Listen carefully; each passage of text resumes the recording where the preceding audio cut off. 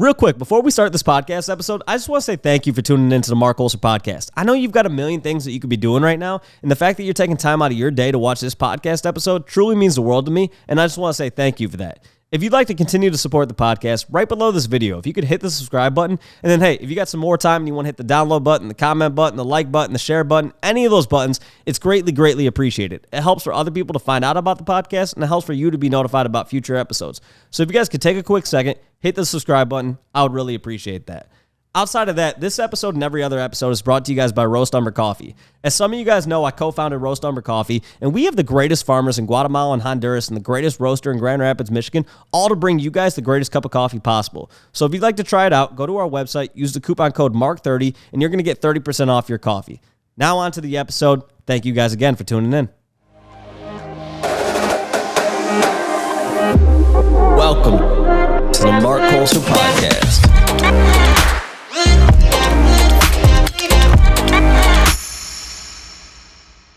First off, how's it going, Amber? Welcome to the Marc podcast. How's your day going? Good. I'm happy to be here in LA, even though it's a little chilly for me. Yeah, it is. It's a little cold here right now, right? It's a little colder than you're from Miami, right? Yep. Yeah, so a little colder than Miami right now. But yeah, it's hopefully you're only here for literally a day, right? Literally, I fly home tomorrow. Yeah, I was gonna say hopefully it'll warm up for you, but no, you're only here for a day. So unfortunately, it is what it is. But so I want to explain what we're doing real quick. So we're gonna be doing basically a 2-part series where the first episode is part of my like Web3 Me series, which is where I get to know well-known people in the NFT space. So we're gonna be getting to know you a lot more about your backstory, how you got to the position that you're in today, how you got into NFTs, all that kind of good stuff. And then we're going to be doing a second podcast episode with your partner, Dan. Yep. And we're going to be talking about the NFT project 51 Draco that you guys are coming out with, which I still have to say, it's like one of my favorite names for a project. So, but yeah, so to get started with you, can you give a brief introduction to yourself? Okay, so I'm Amber Quinn, and I'm 32. I'm born in New Jersey. I now live in Florida. I'm a entrepreneur and pretty much a full-time hustler. That's facts. I was listening to a podcast that you had done a year ago, and I was listening to that, and I'm hearing your life story, and I know we're gonna have to go over some of that again. But your life story is crazy. You've done a lot of different things. A lot. And so one of the things that kind of resonated with me was that you at one point in your childhood you were homeless. Am I correct on that? Yes. So can you tell me a little bit more about like what was your childhood like, and how did that end up, and kind of give me a little bit of background with that. So, I mean, I'm thankful for how my childhood was because it's made me into the individual I am today. I don't think I would have like the hustle and the drive and the motivation and dedication that I have today. But when I was a teenager, my mom was a single mom. She was an alcoholic, so she was dealing with her own issues. I have 2 younger siblings. They both have epilepsy, so they have medical issues. So being the oldest, I was always like kind of in the adult kind of role for my family. But we've slept in cars. At one point, we had to sleep in a hotel. I lived with my best friend during like high school. But all those hardships kind of just pushed me to know that this is not the life I want. I don't want to live paycheck to paycheck. And my mom's always said, no matter what you want to do in life, as long as you don't give up and you work really hard. And that's kind of like been my motto. So, and then at one point you dropped out of high school too, right? Yes. Okay, so tell me about that, because it's always interesting to me to hear how somebody goes from like being in that position, because I grew up very different. Like I grew up in a very privileged situation, and I fully recognize that. And so how I got to where I'm at is very different from where you started. So you dropped out of high school, what, your junior year, I believe? Yes, beginning of junior year. High school was really hard for me. I don't like mornings, so I definitely give it to my mom because she struggled with even getting me out of the house. Being a single mom, she had to go to work. My freshman year, I missed like 75 days of school because I would literally be like, bye, Mom, I'm going to my friend's house. She's like, no, you're not, Amber, go to school. I'm like, you have no control. So it was really bad in that sense. So I missed all this school. I was behind on like, schoolwork, things like that. But then also I needed to work. Like I started working, I guess when I was like 15 at my friend's pizzeria. I worked at like the Dollar Tree when I was like 16. And I was like, okay, whatever money I'm getting helps my mom. It's almost better for me to leave school, get my GED so I can actually help her full time. So that's kind of what I did. And so I feel like most of the time when you hear stories like that, it's like that's where the person's life falls off, right? Because they're dropping out of high school. At that point, there's not really like a game plan per se outside of like you're going to work and provide for your family, right? And so can you like bring me back to where you were at that point, like mindset wise? You're saying to yourself, I need to work to like provide money for my mom and help out with the family and everything like that. And so how did you, I guess like, you know, you said you were working at Dollar Tree and stuff like that. How did you, I guess like where did your jobs go from there? Oh my God, I've had so many jobs in between. So for a small portion of time, I moved to California. I was dating someone here that I met online. Wait, So how young are we talking at this point? 17. Okay. So I got on a Greyhound bus and just went across the country. I moved here for like 3 months, realized like I couldn't find a job. I wasn't like in LA. I was like, I don't even know, out east more, like in the middle of nowhere. I didn't have a driver's license yet. Like I didn't get my driver's license until I was 20. So no transportation. My family was back home. I was like, but for me, I kind of wanted to leave because I didn't want the responsibility of taking care of anyone anymore. Like it was overwhelming at times. Then some things happened and I needed to come back home to like handle things because things were falling off at home. And I'm like, all right, like now it's time for me to come home. And I basically had my mom move to Florida with my siblings. I'm like, look, here's money for like a house. I'm going to help you get a house and you need to get away from your situation. And honestly, it was the best thing. And then I started school. I started college. I got my GED. That was the deal. Me leaving high school, I had to get my GED. And then I started college for nursing. And I did that for like 4 months and realized it was not what I wanted to do. I love taking care of people, but I'm very emotional and I get attached and I'm like, I can't do this. Like, I think it would be no good. I'd be crying over people that I didn't even know and like, you know, just very empathetic. Then I went into hair school. I had my cosmetology license. And that was kind of like in the beginning of where it started going to like modeling. The girls were not nice. And it was kind of the first time that I really felt segregated because how I looked. And I'm a very nice person. Like I'll give you the shirt off my back. Like I've struggled. So I'm the first one to help other people. And in the salon life, like girls were so catty, did not want to help me. And it really like damaged my self-esteem, especially in that business and like having the confidence in doing hair because I'm like, damn, no one wants to help me even if I have a normal question. So it kind of like pushed me away from that. And I always went back to bartending. That was something that was easy. I've done it for years. And then influencing and Instagram kind of started. Yeah. So when did you start diving into like the world of modeling and everything like that? Like how old were you at that point? I had to be 21. Okay.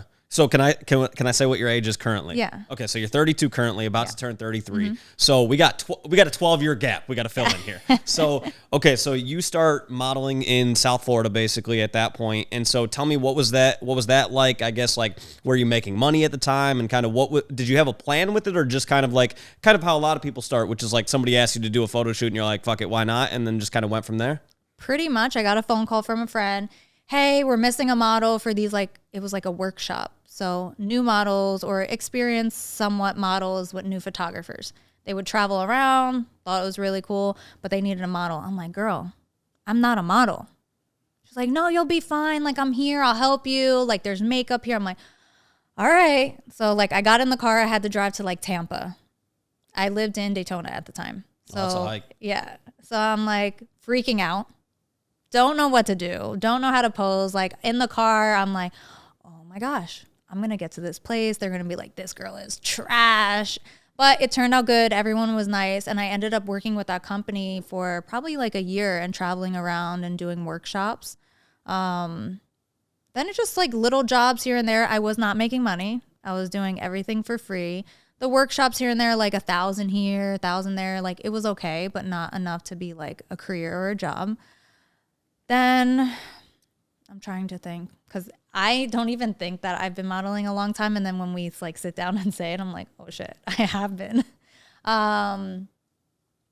Honestly, I wasn't making money on my Instagram until right before COVID, which is crazy because it's a long span in between. But there was always that, like, I didn't know how to brand myself. I didn't think about branding. I didn't know what I wanted long term. It was like very unknown because influencing wasn't even something yet.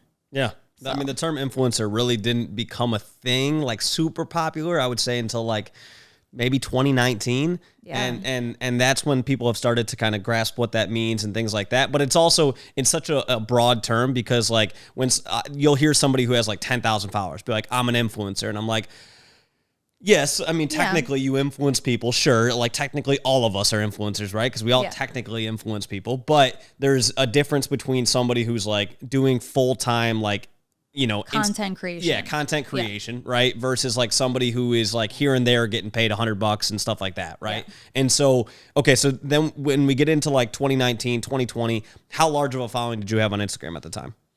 I want to say it had to be 2017 where I started doing e-com. A company reached out to me. It was really funny because I went to a casting. And I definitely shouldn't have been there at the time. Like, I just had no experience. But I was like, you know what? I'm going to do it.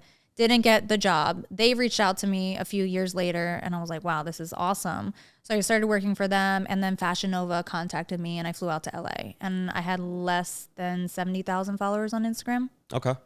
So, and for people who don't know what e-commerce is like when you're doing photo shoots for like the photos that you see on a website. If you're going to buy some clothes or something, they'll show a model wearing those. That's what e-com means. I always remind myself, I'm like, there's a lot of people who don't know what that terminology means and things like that. But so at that time, you were doing like modeling full time, right?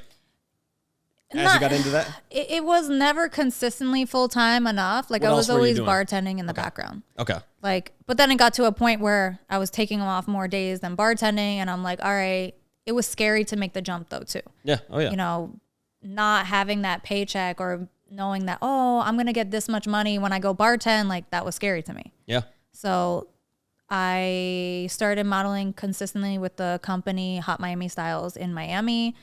So I quit my job. Great. It was good for a little while. And then they like got another model.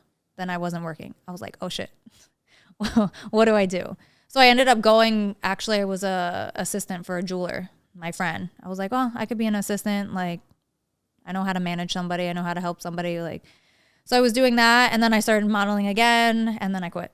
And I haven't had like worked for someone since then. There we go. Okay. So another question with it. Were you in crypto at all at this point? Or when did you start to dive into crypto?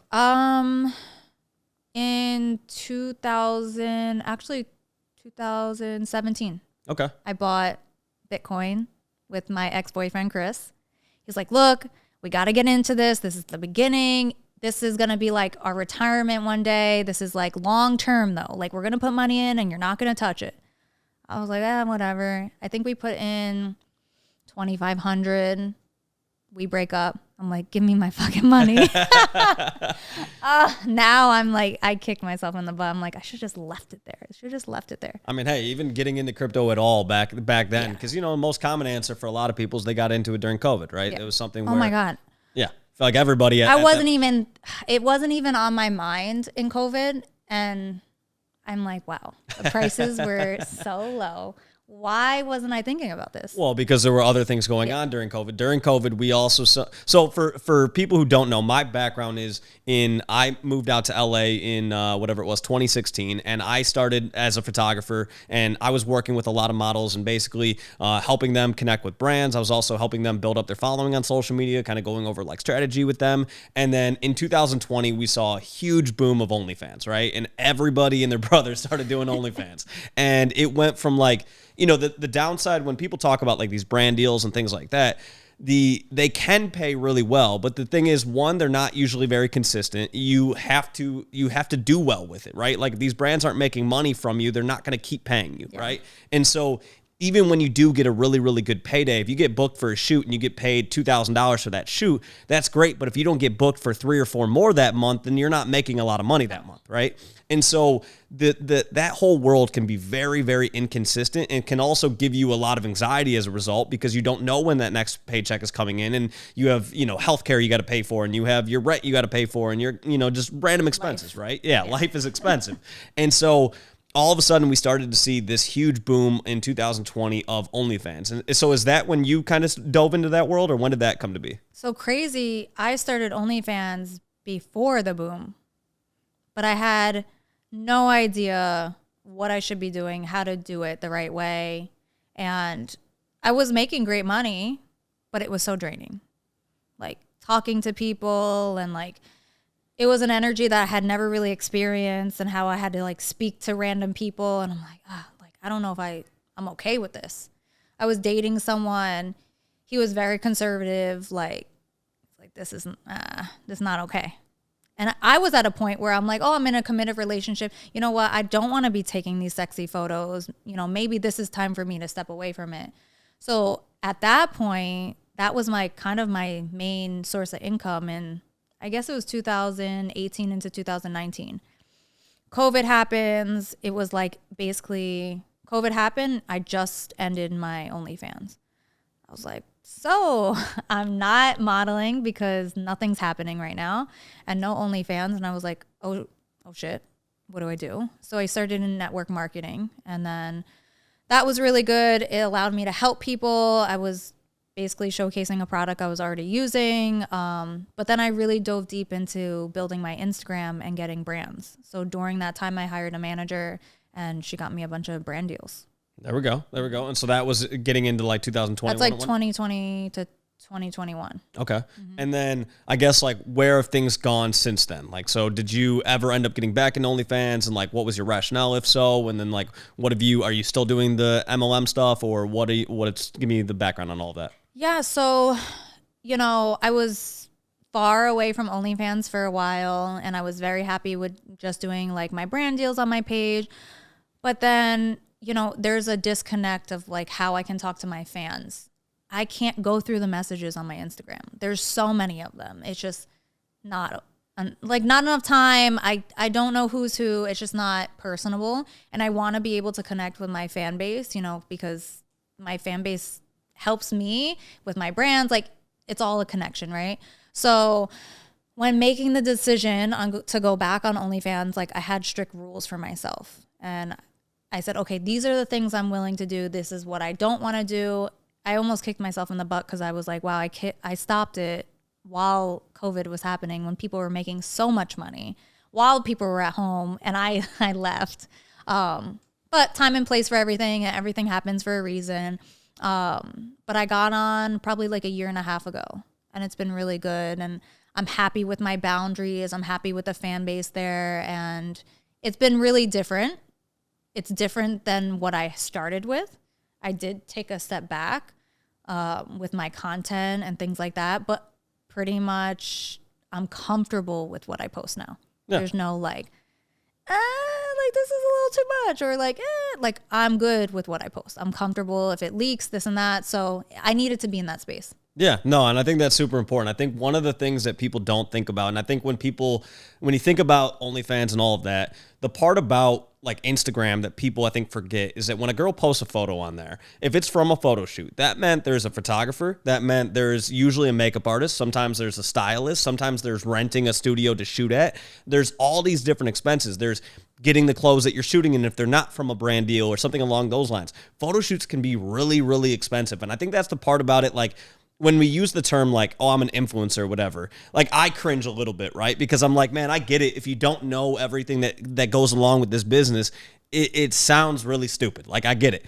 The thing is though, there are a lot of people who enjoy the content, right? And so even if somebody's listening to this and they're like, well, I don't fucking care, that's fine. You don't have to. But there's a lot of people who do care, right? And so for those people, when you're creating that content for those people, once again, it's a very, very expensive thing. If you're going to go do 5 or 6 photo shoots in a week or, whatever, that's a lot of money that's being expelled, right? Mm-hmm. And so from that's kind of, I think, where the big boom of OnlyFans came from, is a lot of people saying, well, hey, if you want more content, pay me and I'll create that content, right? And so it created this system of the model then makes more money from the content. Like I knew girls who were making at most $5,000 or $6,000 a month from like Instagram. And then all of a sudden OnlyFans comes out, they do that. The content doesn't really change. They're just maybe creating more of it. Yeah. And all of a sudden they go from making $5,000 or $6,000 a month to they're making $40,000, $50,000, like crazy numbers. And so there's a lot of people, there's a judgmental aspect of all of this where people say, well, like, you know, I wouldn't do that or whatever. It's like,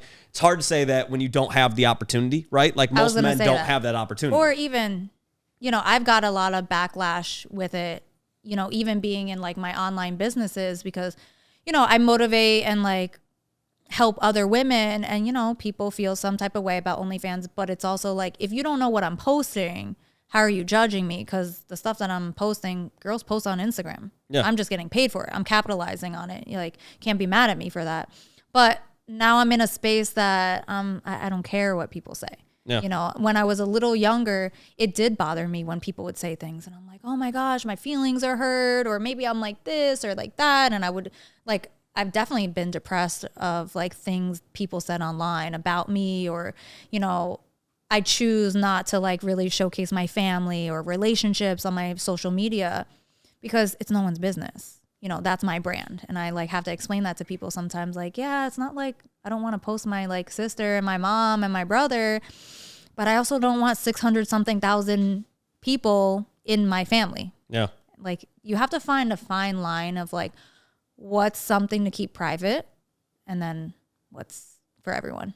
Yeah. I mean, I think anytime you create a massive audience, people have to remind themselves it's like, it's a very different experience when you go on Instagram or go on to Twitter versus somebody who goes on who has 500 followers, right? Like it's a very, very different experience. There's different things that you have to worry about that they don't have to worry about. There's a lot of different factors of it. And there is that judgmental aspect. Because I remember even like myself when I would see people doing things that I was like, damn, like, I don't know if they're going to end up, like, I hope they don't end up regretting that, right? But then I had to remind myself, at the end of the day, we're all human, and we're all supposed to do what we want to do, and you hope that people in life don't regret things. You hope that when they do something, they know what they're getting themselves into, they know what they're, you know, putting out there in the world and stuff like that. But at the end of the day, you have to allow people to just do what they want to do, and if they're comfortable doing it, great, go for it, you know? There's a lot, like, if somebody said to me, Mark, you know, I'll pay you $500 for some feet pics. I'd be busting out these boys in 30 seconds. We'd be $500 for some feet pics? By all means. Anybody wants to pay me $500 for feet pics, slide in those DMs, right? Now, if someone said to me, I'll pay you X, Y, and Z for a full, you know. You're like, I don't know about that. I'm not doing that, right? That's something I'm not comfortable with. But if somebody else is comfortable with that, by all means, do you. Like, that is the beauty about life and the beauty about freedom is that freedom means that you are free to do what you would like to do, right? Yeah. And so if somebody else looks at it and goes, well, I wouldn't do that, that's fine. Then don't do that. Or I wouldn't date a girl who does that. Okay, cool. Then don't. Like, there's nothing wrong with that. There's nothing wrong with being totally cool with doing that. And there's nothing wrong with being totally against it, you know, and that's the beauty of life. If somebody doesn't want to see that content, unfollow it, right? Yeah. It's very, very simple. And so, you know, I think people need to change their mindset around all of these things. It's like, you have to put yourself in, I have to put myself in Amber's shoes, right? And then when I'm doing a podcast, you got to put yourself in my shoes and wonder like what I'm thinking, right? And so it's all about trying to understand the other person's position so you can understand why they make the decisions that they make and things like that, right? Definitely. And I think too, when people, like when I hear your life story, right, I'm like, okay, here's somebody that like could have easily ended up a statistic, right? You moved at 17 years old across the country to meet with to like live with a guy that you had never met at that point, right? And so like you so easily could have ended up like dead. Right? Like that, like that's the... I don't know how my mom allowed me. I mean, she didn't really... I was doing what I wanted, but to allow me to get on a Greyhound and go from New Jersey to California, and I was that young, and I think of like all the odd, interesting people that I met on the bus. I'm like, how did I not get kidnapped? Yeah, yeah. Like, how did I not get kidnapped? Your mom probably knew that there was no controlling you because you're somebody, you're going to do what you're going to do, right? And I think like then when you hear all of the different things that you had to go through to get all the different places you worked, all the different things you had to do to like get to where you're at. I always say to people like, you don't know what you would do in if you were in their shoes unless you've lived through that experience, right? So there's a lot of times people have said to me like, oh, I do X, Y, and Z. And I'm like, oh, I wouldn't do that. But I'm like, but also I don't know if I were you, if I would have made different decisions because we're all a product of our experiences and what we've been through. And like without those, we wouldn't be where we are today. So okay, so now get into, at what point did you dive like further? I mean, so you had gotten into Bitcoin, obviously, or whatever, into crypto in general in 2017, and then you broke up with that boyfriend, you got your money back or whatever. And I literally didn't think about crypto. I I heard things here and there, like after a certain point, like the prices went up and I was like, oh man, I could have made money, whatever. Obviously the time was gone. And then I got back into it. I'm trying to think. I think one of my friends were talking about something. And I was like, yeah, like I heard that crypto started going up. Like Bitcoin was, I don't even know at this point. It was definitely higher than it is now. And I was like, oh man, I got out, let me start digging around. So then I jumped on YouTube, and honestly, YouTube was my best friend. And I mean, it still is. There's so much information, education on there, and you can take things from each person. Like, there's just so many different opinions and different things. And, for me, I'm going to be 33. I love modeling. I love being in that space, but also that's not my long term. So I'm like, what's next? What's next for me? Where do I see myself in so many years? And I love helping people. So where can I make an impact and help people survive, make money, whatever it may be? And so getting into the crypto space, I was like, okay, this is cool. I was looking into trading, and I was like, this is a lot of information. I didn't really know where to start. I definitely lost money. You just have to find your niche. Right? There's so many different spaces and things you can do. And then I kind of fell into the NFTs, and I bought some weird NFTs. I don't even know. It was like a baby with a ski mask. That was the first NFT I bought. And this was I guess a little over a year and a half ago. Okay. Horrible. Trash.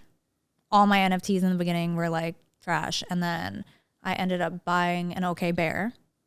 And then overnight I made 10K, and I was like, hold the phone. Wait, what? And you sold it? Yeah. And you made, oh. I mean, I bought back in. Okay. Okay. But are you down or up on your investment currently? No, I'm up. Okay. Yeah. See, I had a problem with selling once I got into this shit. I was like, well, what if it goes up to it's $100,000? So I got to that space too. So in the beginning I was excited. Yeah. Well, for me to buy something and then make 10K in 24 hours, I was like, wow, this, I've never seen this before, in my personal life. So I'm like, all right, maybe I need to start giving some time and, really digging deep into this. And then I got to the point where I just wanted to hold all of them. And then I was emotionally invested to them. And I'm like, I printed them on my wall in my crypto office. And I'm just like, oh, I'm never selling these. These are my babies, And so then I started collecting. And now I'm at a point where I do trade them. I mean, some are harder to let go, especially ones with community. And that was honestly with OK Bears was the first thing that I felt community. I don't know. I had never experienced something on a social media platform like Twitter to have that community of me being new on the space. And then everyone shouting me out or showing me their bears. And I'm like, this is cool. They know me. And now I'm getting to know people. I almost got scammed. That'll happen. If you're in the space, it has to happen one time. Yeah.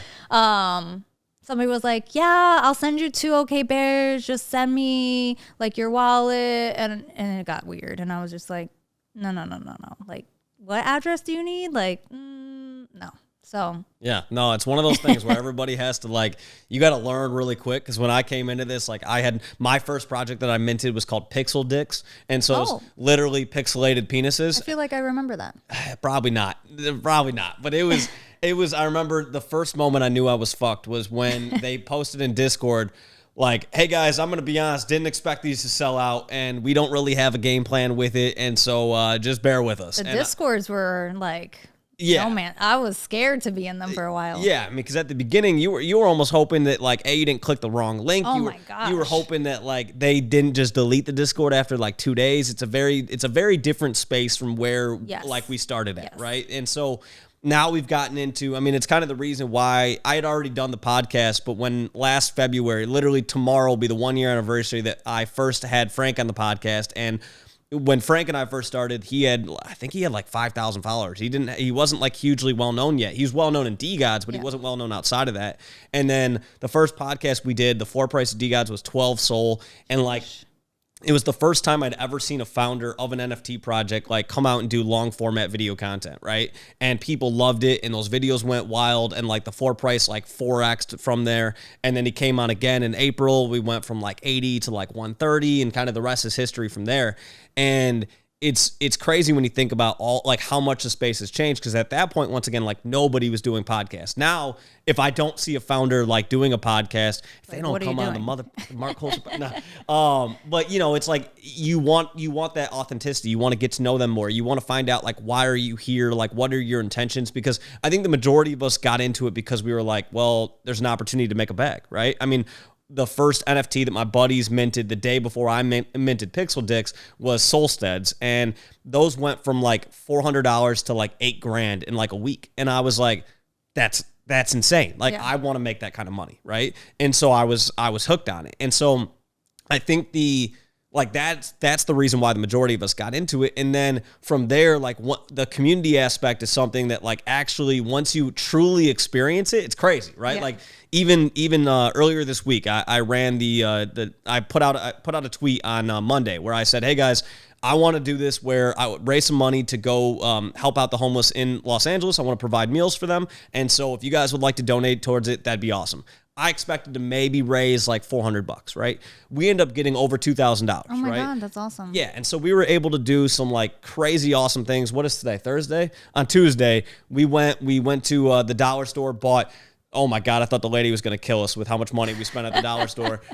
We came back here, we made all these bags, and we went to homeless encampments in LA, giving them out to people. And then we bought a bunch of pizzas and took those to different homeless shelters. And then went and bought a bunch of subs from Subway and went to homeless encampments and gave those out. And then next week I'm going to a homeless shelter for youth, and we're donating 50 meals to them. And then I'm donating meals to a woman shelter. So all of those things are even possible is the word I'm looking for. All those things are possible because of the NFT space. Like if it wasn't for that, I wouldn't have been able to raise that kind of money so easily, right? And so that to me is the community that we're talking about. Like it allows you to do these crazy things, gives you these awesome opportunities, and it's almost like your second family. Like it becomes. You're connected with these people that are all over the world too. Yeah. You know, you don't know where anyone is, so you know, in your normal life, you would have never been connected with them, and now you have like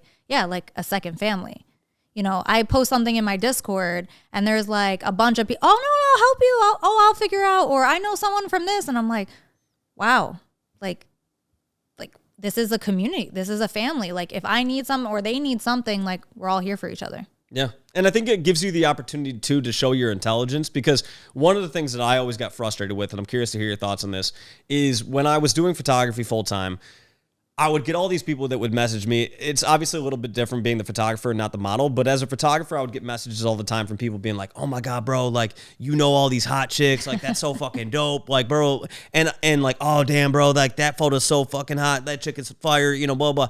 And I was like, man, every comment is around, like, what she looks like and all of that, and I'm over it. Like, I don't feel like I'm contributing anything where I feel, like, really good about what I'm doing, and, like, the money was solid, you know, when you're working all the time, like the money can be good, but like, I was like, man, I don't know if I'm like actively, positively benefiting the world, right? And then when I started these podcasts and started doing all of these, and all of these people being like, oh, dude, I loved your take on like such and such, or hey, that was a great question that you asked so-and-so. And all of a sudden I was being complimented on my intelligence. And I was like, man, this feels so much better and is so much more fulfilling than what I was doing before. And so what has that been like for you? Obviously people, they see you on Twitter, right? You started to develop a larger following on Twitter, and all these people, like, they can go to your Instagram, they can see what you look like, they can go to your OnlyFans, they can see all that sort of shit, but they can also, like, talk to you on a Twitter space, or they can talk to you in Discord, and, like, what has that been like? Have people been positive, and kind of what has that whole experience been like?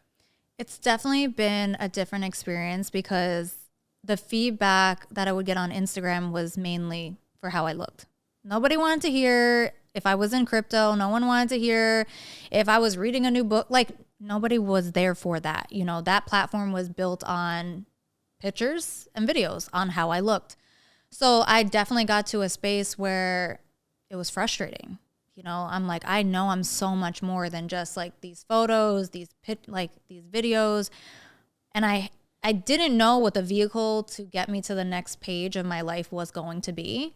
I know I'm smart. I know I have all these different, things, but my job was to look pretty. And I'm like, I come in contact with people all the time, and there's definitely those girls that they're just pretty. I was like, I know I'm not that person. How do I showcase this? So that in the Twitter space was something that I could show that people started following me because of what I posted. Yes, I still post like bikini photos and things like that, but that's also me. I live in South Florida. Like, you will catch me by my pool working from my computer. Like, that's real.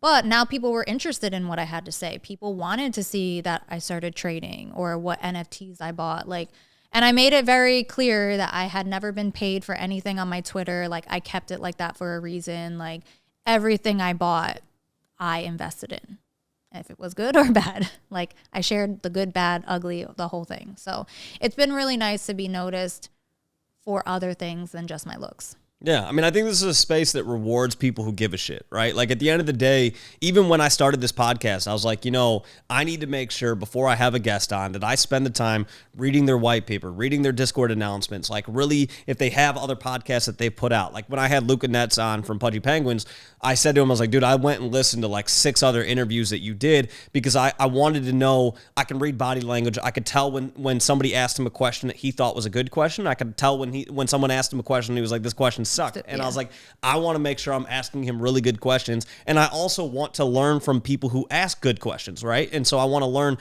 how do they pivot from his answer? And I'm trying to improve myself at my craft, right? And so when I listen to myself talk now, I'm like, oh, dude, you're 10x better than where you were when you first got started. Yeah. And I also know way more about the space than I did when I first got started, right? So if somebody goes and if they pull up a video that I did like a year ago versus where I'm at now, my knowledge has improved immensely. And therefore, so has my following, so as like the amount of people who give a shit about the podcast, so as the amount of people who want to fly out here for it and everything like that. And so you mentioned OK Bears. I just literally confirmed with them last night. We're going to be doing a podcast right after NFT New York. Very excited for that. But yeah, this is a space that rewards people who stay here and they give a shit. And so I want to know for you, like, when you came into the space a year and a half ago, at that time, if they put out a project, they created their own, it minted out super quickly. They made a shit ton of money because crypto prices were much higher and things like that. And then if somebody was just minting NFTs and then buying them and flipping them, they were making a lot of money because the returns were crazy and it happened rapidly and all of that, right? Now we're in a different standpoint where the money that we're going to be making is still going to be immense. It's just going to take a bit of time, right? Yeah. It's going to be something where I think a lot of us are going to do great things in a year, in 2 years, and whatever.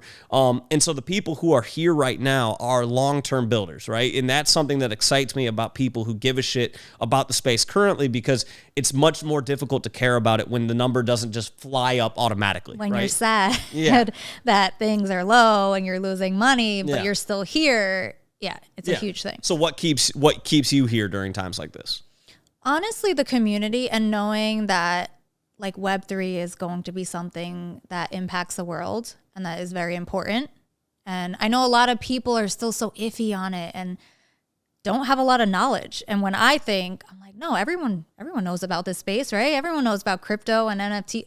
And then I talk to someone like my mom.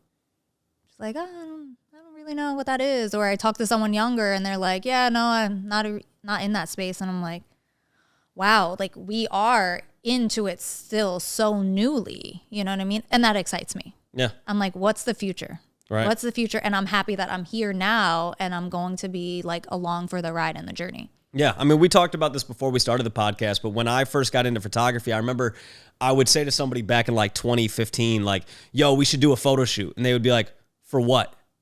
And because the idea of like somebody doing a photo shoot for Instagram was unheard of. Like nobody was doing that. And so now if you say to somebody, like now you could pull up somebody who's like a nurse or a lawyer or, these very like official jobs, and like they'll be doing photo shoots on the side, right? It's so normal, right? And so then when I think about like Web3, I'm like, we're very much in that infancy of like when you say to somebody like, yo, are you into like Web3 and NFTs and shit? They're like, what are you talking about? Like, non-fungible token, like what? Like why are these monkey photos worth so much? Like all these different things. And so I feel like we're very much in that early stage where the majority of people don't understand it. But by the time they do understand it, we're going to be light years ahead because we've been in this for so long. And so do you think about, because like being 33, I'm 30, I often think about like, what is that next chapter for me? And like, what is my next 10 years going to be look like? Because I don't want to do things and go, like if I thought that NFTs were like a super short fad and like they'd be done within a year or two, like I wouldn't be doing this podcast. I wouldn't be investing the amount of time and energy and knowledge that I'm trying to gain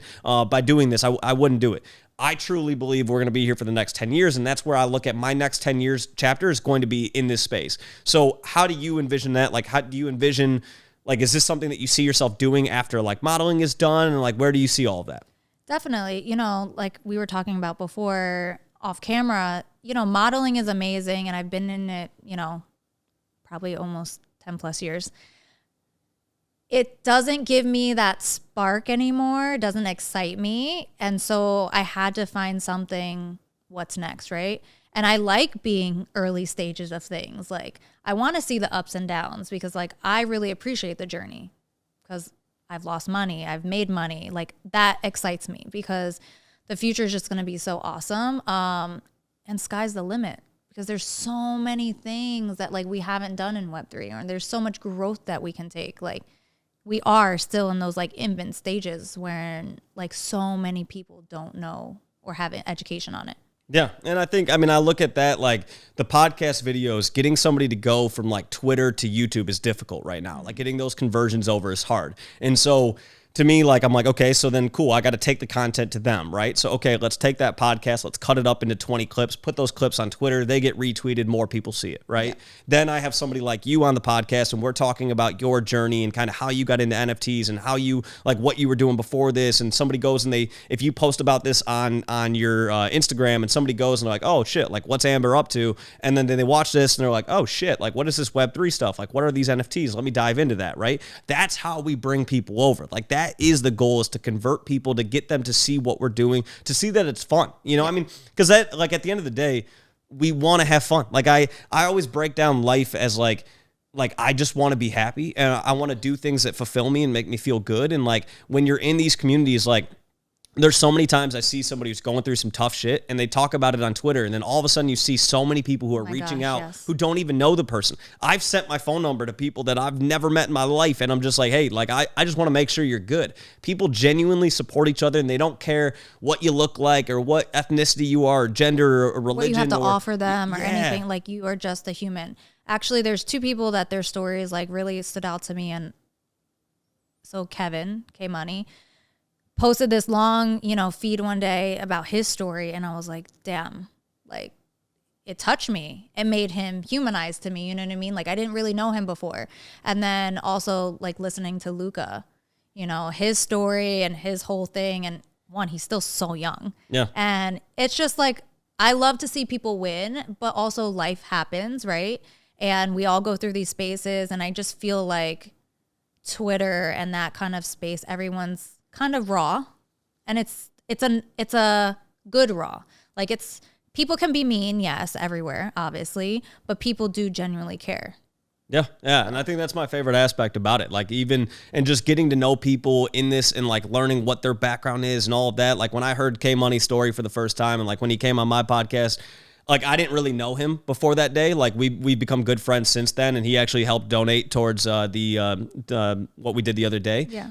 And so such an awesome guy, and hearing his story and hearing all the things that he overcame, and I have so much of a newfound, I had respect for him before that, but I have, you know, so much more because of knowing like everything he went through and all the different ways his life could have gone downhill and how many things he's had to overcome to get to where he's at, right? Yeah. And it's the same thing with you, like hearing your story. Like I think a lot of times when, like we were talking about before we started the podcast, like last week was the Super Bowl, right? And you go on to Instagram and you see every girl at the Super Bowl, right? And like people that I'm like, I know she doesn't give a shit like about. That girl doesn't even know who's playing. Right. And let's be real, there are women who do, right? Okay. So not knocking those women, but there are plenty that don't, right? Yeah.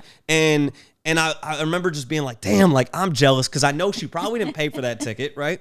And I'm jealous because I wish I was there, and and I wish I had that opportunity. I wish somebody just hit me up. It's like, here's a free Super Bowl hey, you ticket. want Right? to jump on the PJ and go to Arizona? Right. My answer is yes. So, but the thing is, what I have to remind myself is like, but I don't know what it took for her to get to that point, right? Like, what did she have to experience to get to that point in life? And like, there are things that she deals with every day that I don't. There are things that I deal with that she doesn't. And so you have to keep all of that sort of stuff in mind. And so it's easy for somebody to see you on Twitter and go, well, if she wasn't hot, would she have the amount of followers that she has? And the answer is probably like, realistically, probably not, right? But like, also your experiences are different than their experiences. Their experiences are different than yours. And like, so, it's not just because you're a good looking woman doesn't mean that you don't have struggles. Doesn't mean that you haven't had difficult shit that you've had to deal with. You've had very difficult shit. Like going once again to where you were in like your middle school, high school, like your younger years and your younger 20s compared to like where I was at, like my life was a cakewalk. So, it's something where I have to realize like my privilege in that situation, and also realize that like, once again, people are far more than just like what you see in a photo and what you see in a tweet and things like that. You got to take time to actually get to know them. And when you do, you end up finding a lot of similarities. Yeah. Like our childhoods were very different, but then our post-childhood has been very similar. We've been working in basically the same field, right? So but I also feel like social media has had us in this bubble of like, we only post the good things and we don't get vulnerable. Yeah. So even for the people that are posting, like, it's okay to be the raw, authentic you. Yeah. Because people are gonna, relate to that. And that's what really, for me, I think my followers relate. I've in the past couple of years have gotten vulnerable. I've told my story. Like, there was times where I did not tell my story. I didn't want people to know my struggles. Like, I thought it almost made me weak. But now I found the power in my, story that there's someone else that has gone through the same thing I've gone through. Like, actually just got a message last week of a girl, and she's like, I heard that you were homeless at one time, when was that? But how did you get out of it? How did you overcome the things? And like, it looks like you're doing so well. Like, how did you get from this to this? And like, I'm like, just don't give up. Yeah. Yeah. Really work at what you want. And like, if it's delivering groceries, like whatever you have to do to make your dream work. And when you're tired, remember, well, I don't want to be homeless. I don't want to do this. I got to go do this. Like, for me, as my family, like, I take care of my family financially. There's times where I'm tired. I don't want to jump on a plane. Like, I was telling my video guy the other day, I'm like, there was one week I flew to LA in 2 days, flew back home to Miami, do a shoot, and flew right back to LA. I don't choose to do that. I do that because I help my family.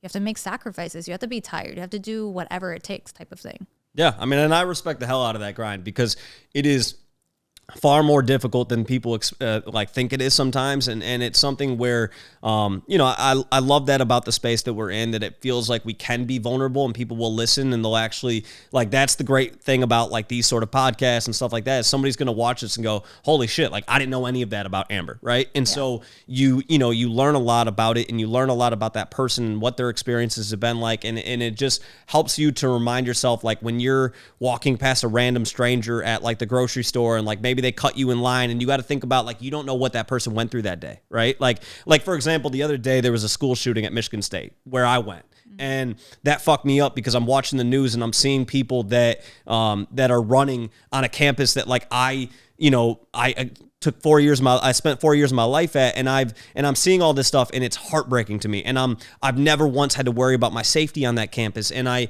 all these different things, all these different emotions that I'm thinking at that time. And then I find out that one of the people that I know, it was a relative of hers that was killed, and that fucked me up on a whole nother level, right? And I think when you can be open and honest about that and talk about, like, that was really difficult for me to see. And so that was on Monday night, right? Mm-hmm. And Monday during the day, we had raised all this money to help out the homeless on Tuesday. And I was up here in the clouds, like, so damn happy about how much money we had raised, and I'm thinking about, what are we going to do tomorrow? What's the game plan?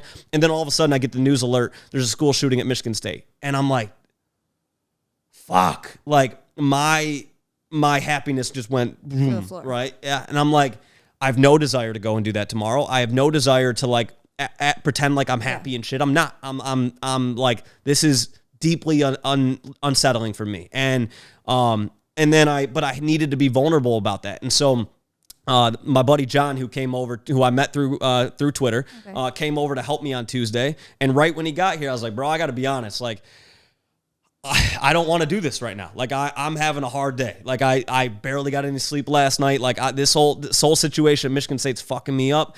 And I was like, I don't want to do this, but I'm glad you're here, because if you weren't here, I'm probably not. Maybe I have to delay it a few days, whatever. But like, I'm glad you're here, because that's going to help me like power through this. Right. Yeah. And I ended up it was one of the best days of my life. Like we ended up, is such a powerful thing to experience that and to, put a smile on so many people's faces who needed it. And like I even saw like some people started exchanging items with each other and like making friends with other people who were in the encampments. And it was a really, really rewarding day. And, but if I hadn't been vulnerable about how difficult it was for me, maybe I just would have been like harboring that the entire day, and it would have affected my mood and things like that. Instead, I was vulnerable and I was honest, and John respected that. And we had a great conversation about some shit that he was dealing with at the time. Right. So I think that's the beauty about life, is that like, if we can be vulnerable, it like is therapeutic, one. Yeah. And then two, it just helps you realize that like, a lot of people are going through a lot of shit. We're all going through something. Yeah. And,